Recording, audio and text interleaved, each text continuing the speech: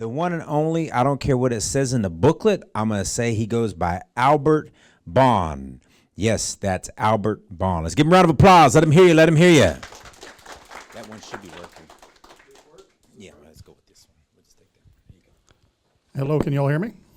All right. Thank you for the overly kind introduction. I don't have anything much to add to that.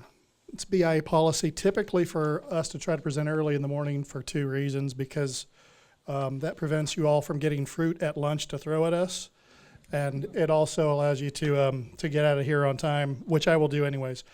So I have some program updates about the little corner of the office within the Department of Interior and BIA that I oversee that fits into the sovereign tribal efforts for energy development. So I'll keep it brief. I doubt I'll take up the whole hour, so we'll get moving out of here. And just want to provide some updates. Give me a little time to get acclimated, and I'm looking here, but knowing you guys are seeing there. So I'm going to talk with you about something called the, uh-oh, here we go. See, that's what I'm talking about. Not going that fast. We're talking about something called the Renewable Energy Accelerated Deployment Initiative, which was basically the way we packaged a recent tribal engagement and consultation to hear from tribes. The same kind of things I think we all talk about here that we hear from tribes about challenges and resource needs and tribal visions to put energy development in place. But we wanted to do a formal engagement on it, put some metrics on it so that we could use it as a way to hang leadership decisions and help the partners within the federal family that we coordinate with. So I'll get into that. This is basically what I'm going to talk with you about today. Right off the bat, we're going to throw a bunch of federal acronyms at you, the DEMD and the ISC and such.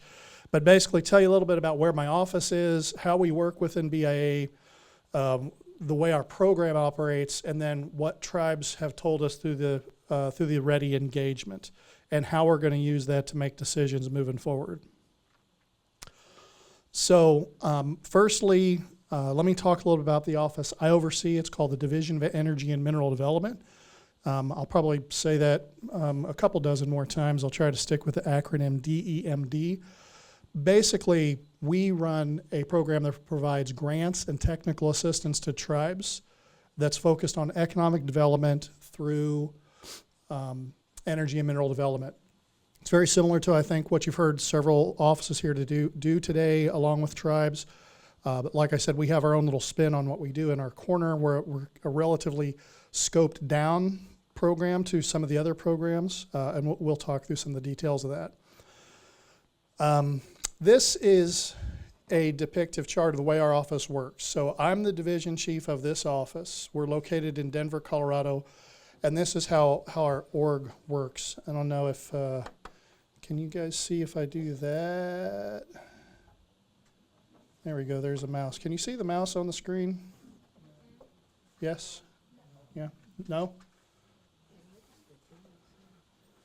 Show me how to do that, Brooke. You want to be able to show them the mouse? Yeah, I want to point at something on the screen. I could do that. That would be easier. That'd be easier. Yeah, Brooke, that's fine. Okay. That's fine. I'll do it old school. That's fine. I like that. That's coordination in action right there. I kind of feel like a game show host when I'm walking around here, so come on down. We have a branch of renewable energy and distributed generation. That's our renewable work, which is at focus mostly on what we're talking about here today. So we have a branch of federal and contract employees that support that work. We have a branch of fluid minerals. That's exactly what it sounds like. That's oil and gas and other conventional fluids. We have a petroleum engineer that oversees that group along with feds and contractors.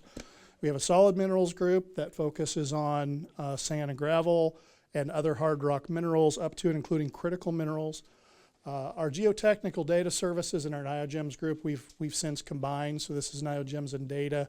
This is an Esri-based system that we make available to tribes. We're going through an upgrade of that system right now. And we do regular training for it. And we have a data group that helps tribes house data and other data work that we do.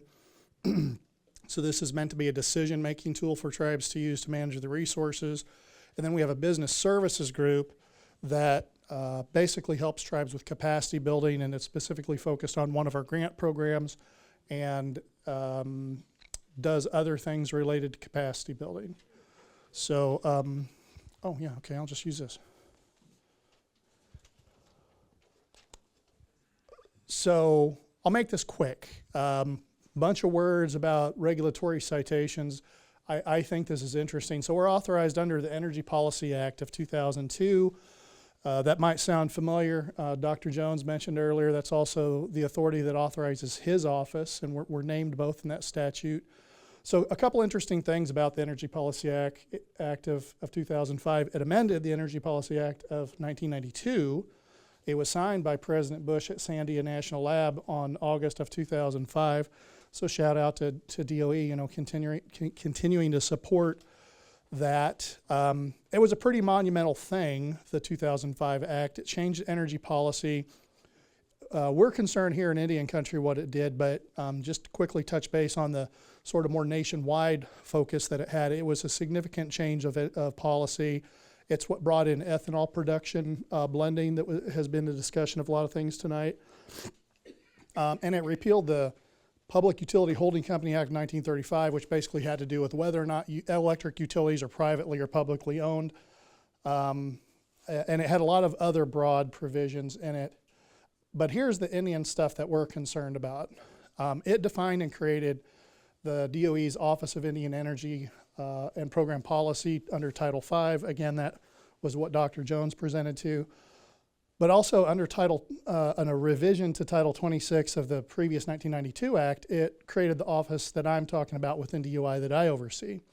So it established that the Department of Interior develop an Indian Energy Resource Development Office that provides grants and technical assistance.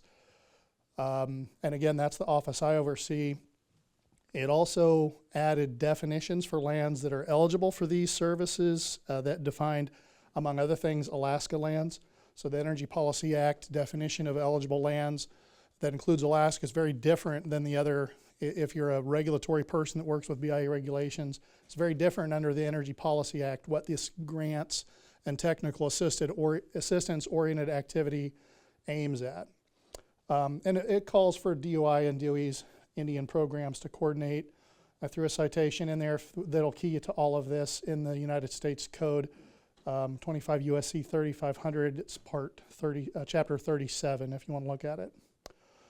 So a little bit more about DMD. Here's our mission. Basically, we help tribes create sustainable economies through sound development of energy and mineral resources. So we are an economic development-oriented office to help tribes further your sovereign mission, goal, and vision, whatever that is. Like I mentioned before, we're an all-of-the-above office. One thing I'll point out here also, I don't mention it in the rest of the presentation, but other than the Energy Policy Act, our office also works under a separate authority called the Indian Mineral Development Act of 1982 that provides for, among other things, tribes to be able to negotiate and have a lot of sovereignty in putting their own mineral agreements together. A lot of tribes that have advanced oil and gas capacity, think Southern Ute, Wind River tribes up in Wyoming, Fort Berthold, 3 affiliated tribes, use DMD authority leases almost exclusively in their leasing.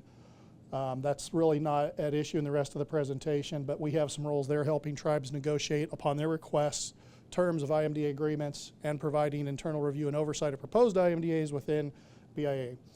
So our office is kind of split between Energy Policy Act and IMDA functions. What do we do? Being that it's late in the day, I'm just going to say here's a chart that shows our business process of how we work with tribes. From the left, technical project evaluation, helping tribes develop portfolios. We have about 15 federal staff in our office and a professional contract team of about 20. This is the way we accomplish this work. Yeah, go ahead. So do you actually do the feasibility studies on behalf of the tribes? The way our programs work is the grants are available for tribes. They're competitive. I'll go through some more of the details of that. Tribes come in, request grants and technical assistance to do a feasibility study. If you receive through the competitive grant program monies to do that feasibility, typically most tribes will receive that money and do a pass-through project by hiring a consultant or a vendor. But beyond the grant piece, our office also provides technical assistance. We have STEM professionals. We're engineers and geologists and natural resource specialists with background and experience in the energy industries.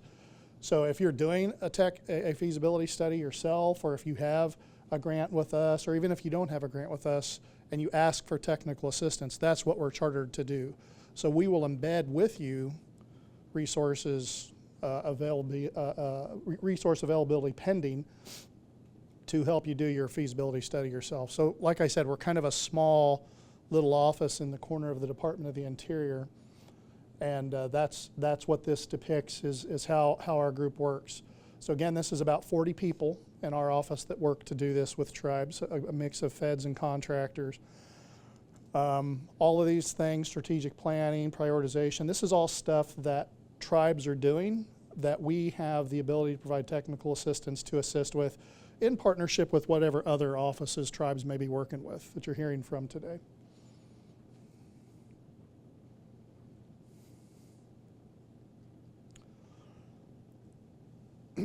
This might speak to your question a little bit more, Rob, as well.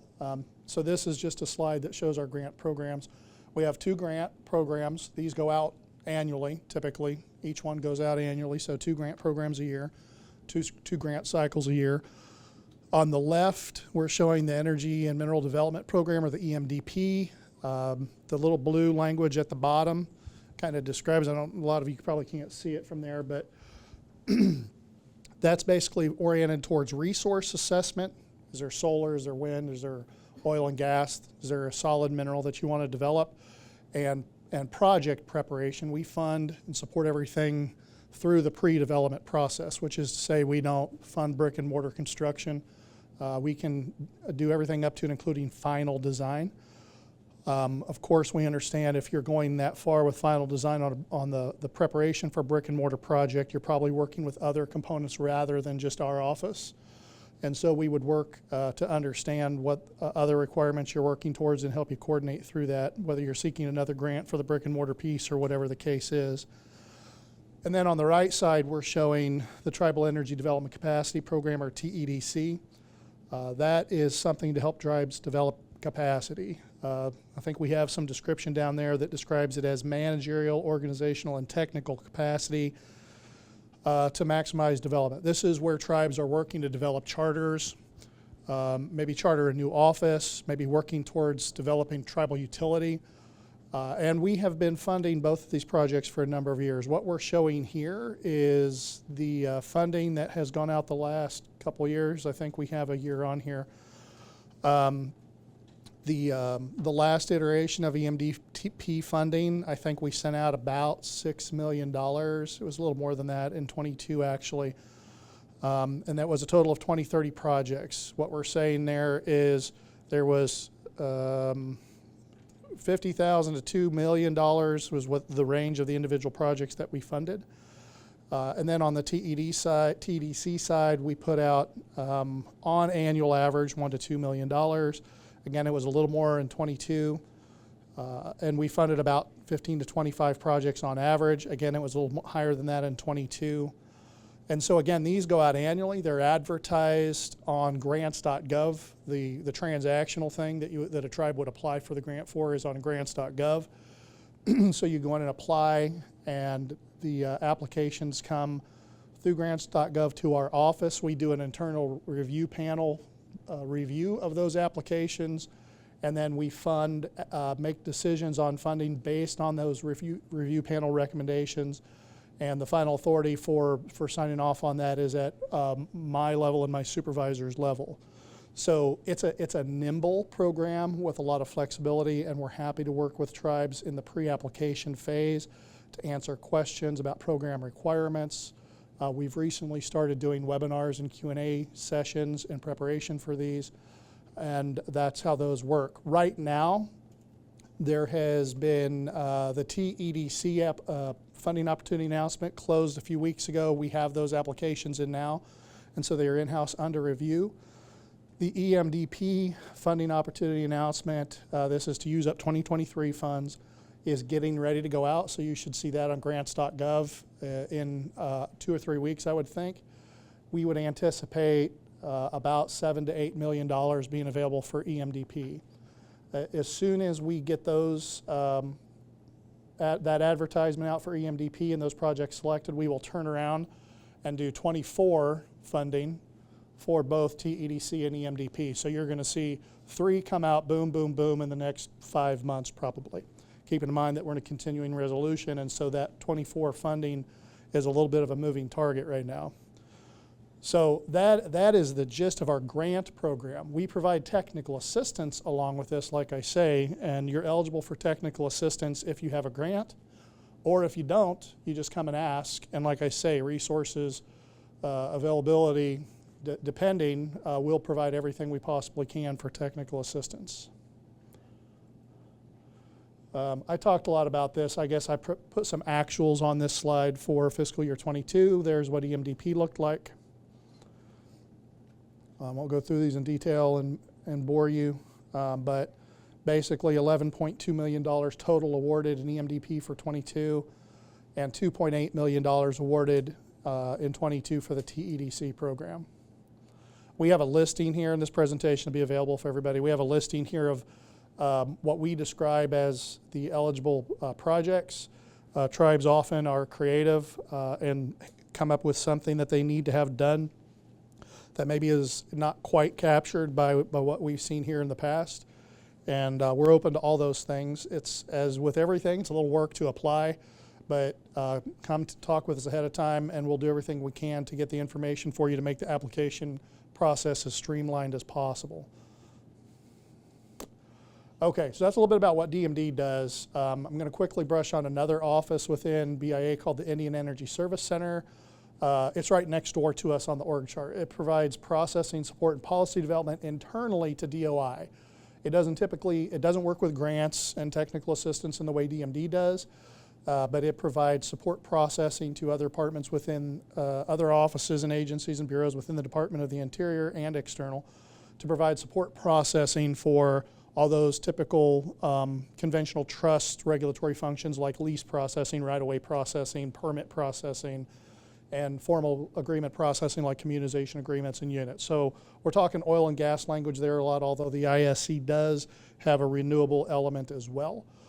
The BIA is unique within BIA because it is under the BIA, funded by the BIA, but it has within it elements of Bureau of Land Management, Natural Resources, Revenue, and Trust Funds Administration.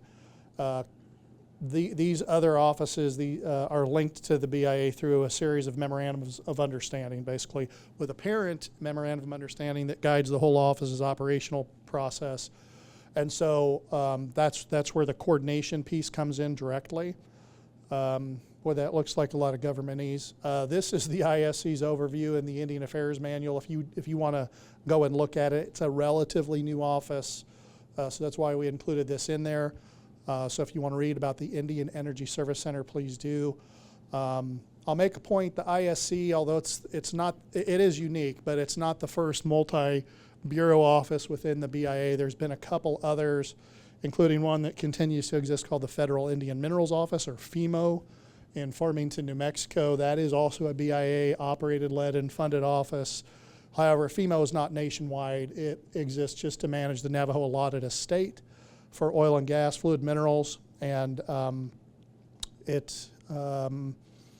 was conjectured under litigation and settlement. As you know, BIA gets sued a lot, the department gets sued a lot, and so that FEMA office came out of a settlement called Shishikeya, which is a Navajo term that means our land, our home, and basically the Shishikeya Association had some concern about trust performance on oil and gas management. The litigation brought about the FEMA office. So again, that's operated under the BIA's Navajo region in Farmington.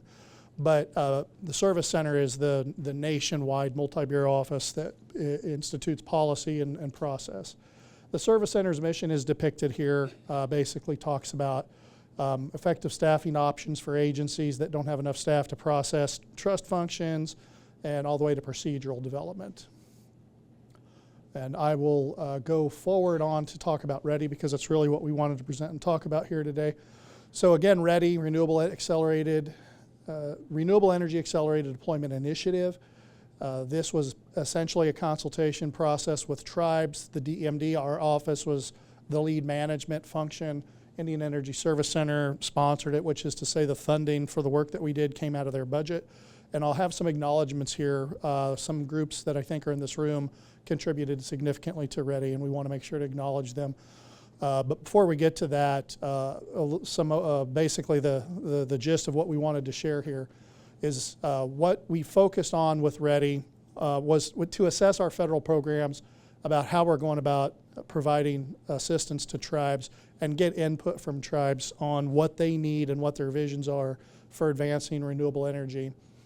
In summary, we established essentially a technical working group that included the partners that you see here that were really important for helping us move forward.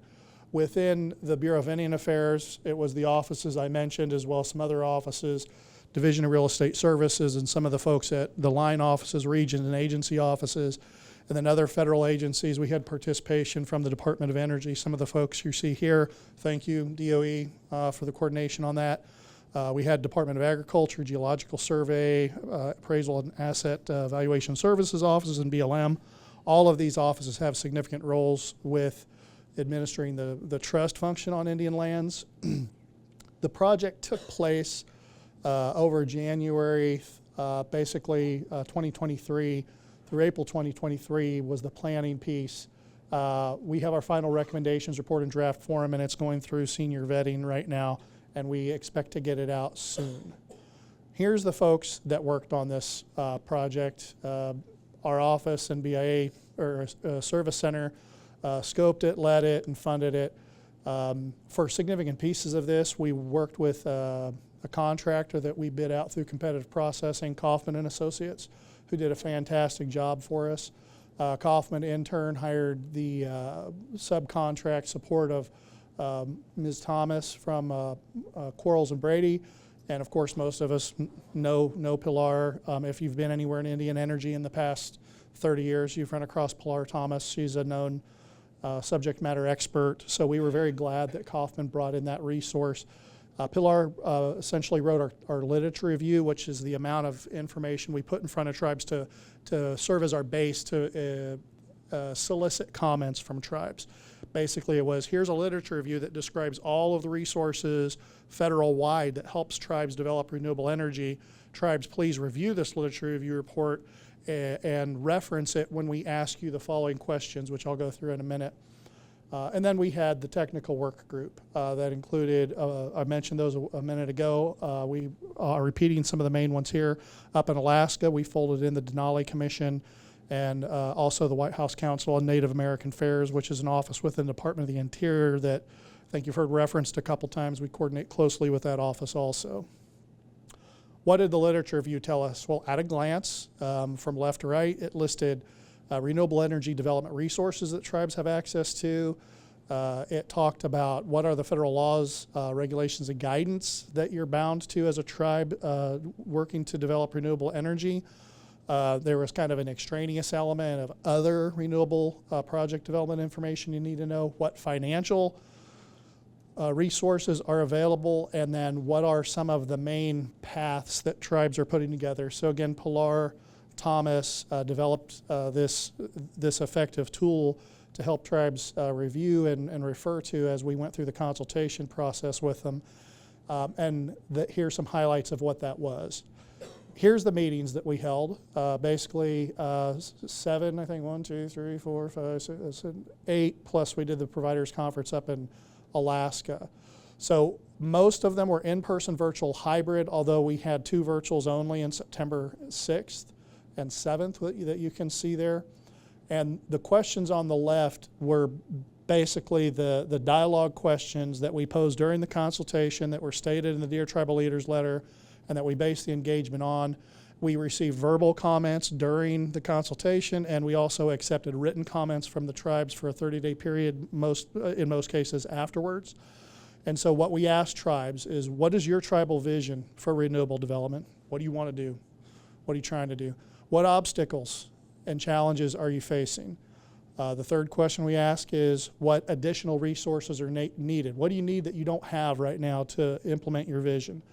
Item 4, what additional resources are needed to sustain your vision? We saw that as an important separate question. Not only what do you need now, but what are you going to need into the project life of whatever project you're building over something like a 20, 30-year horizon, something that would represent a reasonable life cycle of equipment that you might install.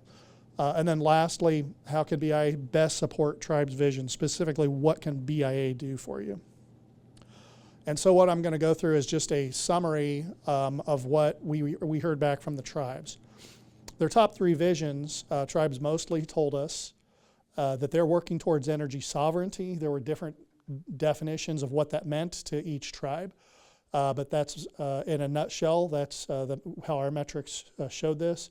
And when I say metrics, we did word search cues, and we did concept reviews, we did concept analysis. So we applied a statistical analysis to the input we received from tribes, and that's what generated this information here. So again, the number one thing, tribes wanted energy sovereignty. Sometimes that was based physically on reliability. We need enhanced levels of reliability. We heard from tribes that in the face of hurricane storms, the power outages, just poor electrical service, that's what they wanted to resolve. Others, the sovereignty was more of a fundamental philosophical thing that tribes wanted to do. In most cases, it was both. The secondly was environmental stewardship. That was a pretty uniform thing. All tribes indicated that whatever their plans were, environmental stewardship was high on their value list. And then thirdly, their third highest thing was economic development. So, Can I ask you a question? please, yes. Yes, on your energy sovereignty, do you have any energy sovereignty plans that you can share with the rest of us? You know how there's usually a few templates out there. I know each one's kind of different, but do you have any of those? I don't know that our office has something that we would call an energy sovereignty plan. We have a number of documents from our program that we've generated and shared. I'd be more than happy to talk with you more about what your interest actually is. I guess I'm not quite sure what that would We're in be. the process of doing our energy sovereignty plan, and it's a good idea to look at how others did it, so that there might be something in their plans that we may want to incorporate in ours. Okay, I get that. Yeah, we can sit down and talk with you. Mostly what we would have in that capacity would have come from other tribes, which we would need to contact other tribes to see if they're okay with us sharing that. We have some information from tribes that tribes have already let us know that we can share. So yes, we do have some of those things, and a lot of those come in the form of utility capacity plans or other things that we receive through the TEDC grant program. So yes, the answer is yes, and would love to sit down and talk with you about what we can put together that might be helpful for you. All the information on the right, and I've got 3 or 4 of these slides to go through. This identifies a further detailed breakdown of the things on the left. So in other words, we say energy sovereignty, but what kind of resource do you want that to be? The highest was solar. Medium is microgrids, wind, geothermal, and energy storage, and the lowest is these things down here. So we tried to cross-reference what the tribes told us about their overall vision with the brick and mortar, what is the actual energy species that you're wanting to develop and at what scale. We had also asked tribes, what are your obstacles and barriers? And after our review of what the tribe submitted to us, these 4 things came out on top based on our analysis. The top thing tribes reflected is that they need to build capacity. They have limited capacity. They want more staffing. They want more skills for their staff. A lot of them said we need more staff to deal with grant opportunities and government red tape for the programs that they're working toward. The second thing was complex grant requirements. A lot of tribes made a point of this. We heard some of that here today, asking if there's the potential to have something like a 638 contract across government. Third thing, restrictive utility policy regulations. That's very much an animal that's apart from this. I know a lot of tribes are really working to overcome the state or other local utility restrictions that are in place in their local area. Forming a utility and forming your own utility and taking sovereign control over at least some of that is a good way to do that. Tribes are aware of it. How to get under those local utilities policies that typically don't treat tribes and tribal communities well. Yeah, go ahead. So to that point, there's a number of working groups out there working on grid infrastructure and readiness and all of that. Is there a good example of how you would take this information and take it over to the office, the DOE, Office of Electricity, and talk to Chris Irwin and those guys about, hey, are you seeing this? Mm-hmm. You know, communicating that? Because in the working groups that I've been on, that number 3 has not come up in any of our working groups. The utility challenges is not something that you're familiar with? On tribal land. Mm-hmm. Yeah, well, what I can say is that, you know, this information was came through the engagement, and the technical work group that was participating on this included the kinds of officers you're talking about. The DOE OIEPP group was on our technical work group, so they're aware of and they have this information, and we continue to coordinate with them. Number 4, did anybody else want to talk about that? I'm throwing around our technical work group partners. I just had a question about the restrictive utility policy and regulations, right? Understanding tribes are sovereign, right?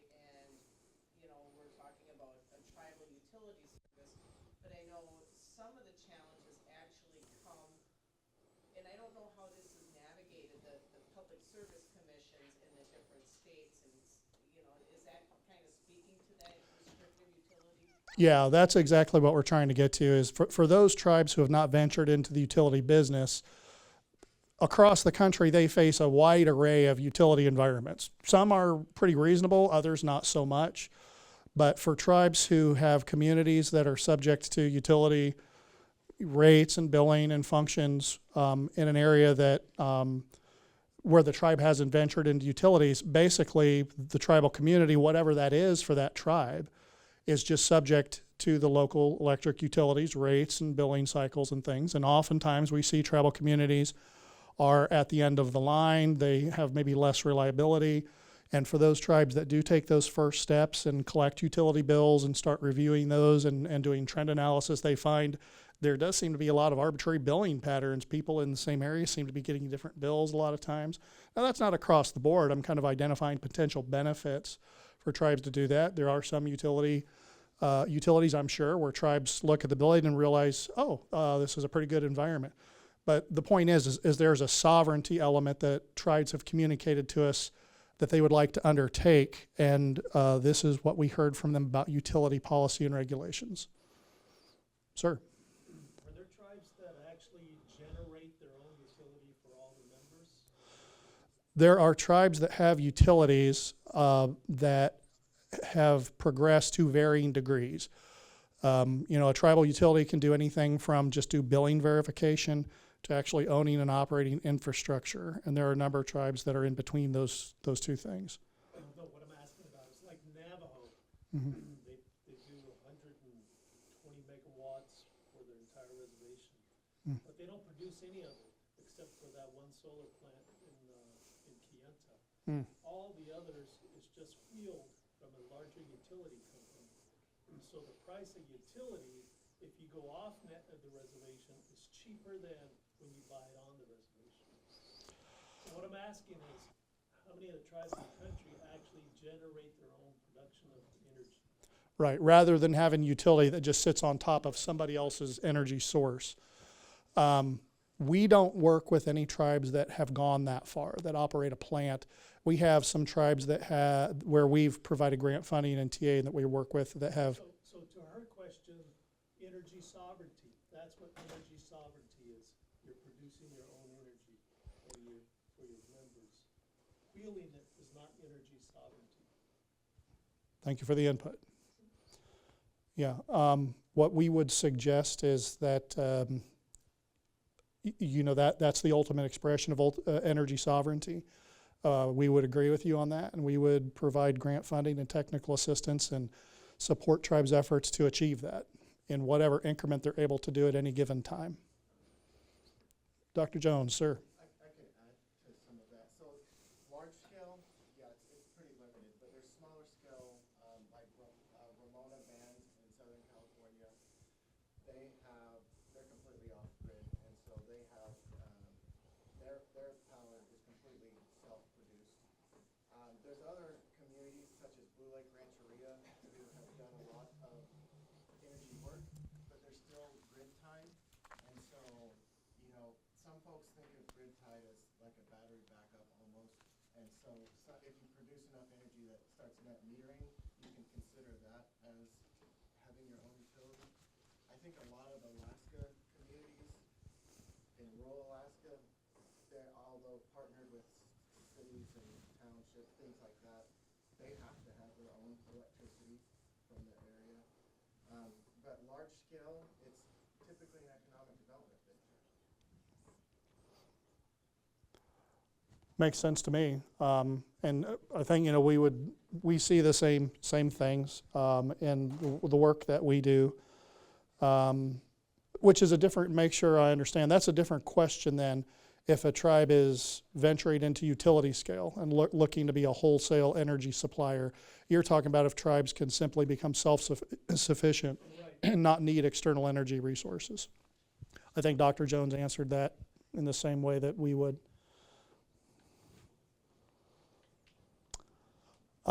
Anything else on item 3 there? Thank you for that. So lastly, item 4, regulatory complexity as a result. Segmented land status and overlapping jurisdictions. We received some specific written comments on this that were very strongly, I don't want to say strongly, clearly stated.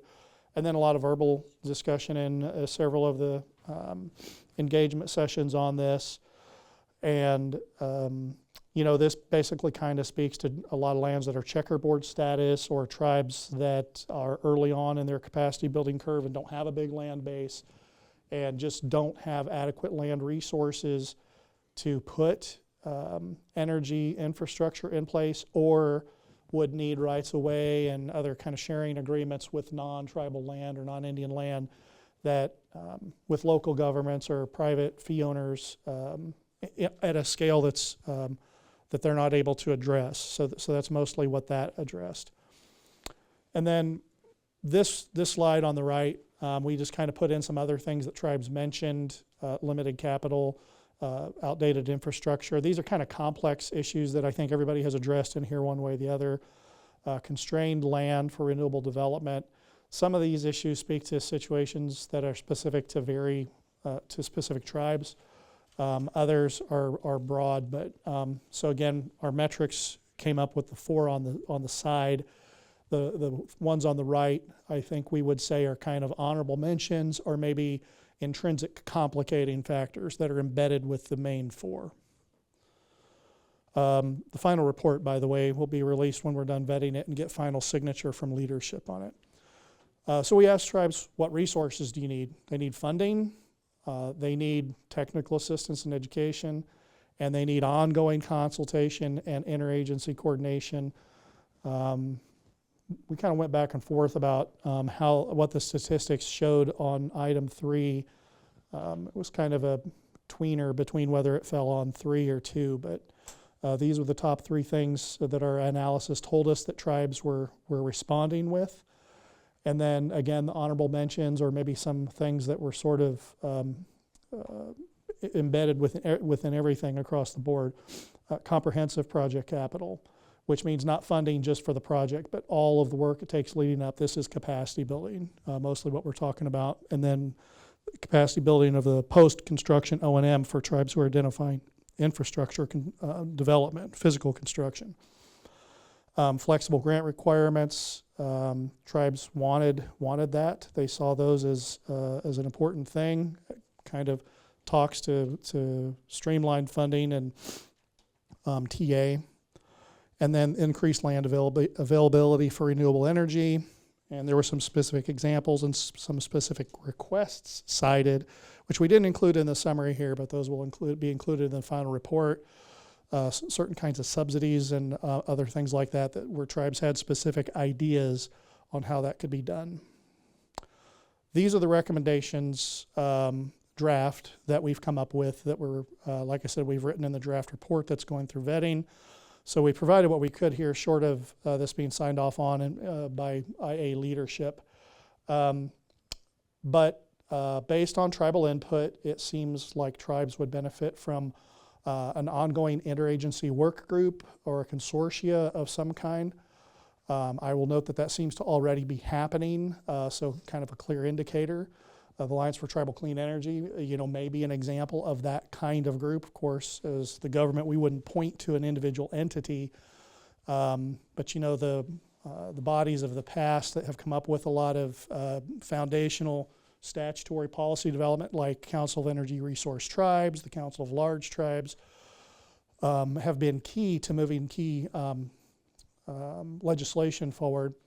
We're recommending the ongoing development of renewable energy toolkits. This is just a way for us to continue to coordinate and work together to paint a very clear roadmap for tribes. Here's how you do this, and here's the resources available, and here's how you get through all this federal process. Regular training sessions. I mentioned before that in our office, some of this is aimed at IA, right? We're aiming this at ourselves. You heard Dr. Jones mention, and the rest of his group in DOE, they do regular training sessions in the different offices, whether it's IAPP or grid deployment or whatever. And we work within IA as per the statute to emulate DOE. DOE has that large portfolio of research, the national labs, and the deep program policy development work that they do. And so we aspire to emulate what they do and coordinate in that way as per the statute. So we're working to develop and build those things. Regular training sessions for tribes to get through, to get grants and technical assistance resources in place. A Tribal Energy Advisory Council, we think, would be valuable for tribes. Regional intertribal programs, those are all kind of different iterations of the same thing. Tribes would do well to coordinate and continue to define for the federal agencies what their needs are. And then lastly, a general tribal energy capacity fund. This is something that more kind of came to us from the tribes, asking that there be a specific fund set aside that defines all these things. That's sort of where all the federal agencies are moving towards now. That's what we heard about today, and we'll hear more about tomorrow. And so those recommendations will all be explored more fully when the final report comes out. But in a nutshell, those are going to be our recommendations. So questions? That's all I got. Appreciate everybody's time. Yeah. So, in country we talk a lot about sovereignty. It's very important to us. We want to protect it and we want to grow it. My company has worked with several tribes on trying to develop their own utilities, and a lot of the hurdles that we've run into are utilities don't want to hand that off to the tribes. They make it very difficult for us to, start setting up our own utilities. They put in a lot of regulations. We had a instance on our reservation where we were trying to do solar energy, and the utility company, made us do jump through all these different hoops, and they still denied us access to that. And so a lot of tribes, I think a lot of other tribes too, are kind of beholden to what the utilities allow us to do. And so I'm thinking that another thing that needs to put into these regulations are utility companies need to be almost forced to go into good faith negotiations with tribes. You know what I mean? Because they don't want to work with us. They don't want to hand off all that business. They want all that for themselves, and they don't want to negotiate with us on any of that. And so I think that's something that's very important that needs to be added into, some of the regulations that we're adding. Appreciate that input. I don't have a response for you other than that sounds like a tribal position. I hear that. That makes sense to me. You know, and in our program, we try to support the tribe's sovereign vision, whatever that is. And if it includes the goal that you just described, we'd be very supportive of that and would provide resources to help you do it. All this training and stuff is all good, but if the utility company doesn't want to hand that off to us, I mean, there's nothing, I mean, all that's for naught, you know, all the training, all the support. Yep. So what one of the, oh, I'm sorry. Oh, so, the utility commissions, which are typically put in place by the governor's office, is really where a lot of those changes can be made. So if you want to put some pressure on the utilities, that is one option. So, and every state has its own utility commission. Yeah, that's very much a many-headed animal. You know that. It sounds like from working in that field. I know Chance is trying to wrap up here just to make sure we get a good answer for you. The READY initiative received input through consultation. I operate a program at the career level, and there's kind of two ways to input to the government for tribes. Formally at the program level or through other channels, which often have leadership or political level type input. I can't speak to the political level piece. What I can say is whatever is sent in to READY, we'll log and capture and make note of, and it'll go to leadership. So it's beyond my role basically to say that we should, the federal government, regulate state utility commissions to provide some benefit for tribes' ability to move forward in a sovereign fashion. Tribes can say that, and you can say that to us, and we can include it as tribal input and move it forward. And what I can say is on a program level, we would support tribal capacity effort, building efforts, whatever you need to explore that issue. That's a very government answer, I know, but it's about as specific as I can get with that. Anybody else? Any more questions? This is a good topic. He's here to answer. Any other questions? I think we're tapped out, Chance. I want to thank everybody for your time. I hope this information was useful. I'll be here tomorrow too. So if you want to reach out and come chat with me, I've got cards. We'll do all that stuff. Thank you very much. All right, round of applause. Boss man himself. We appreciate you guys.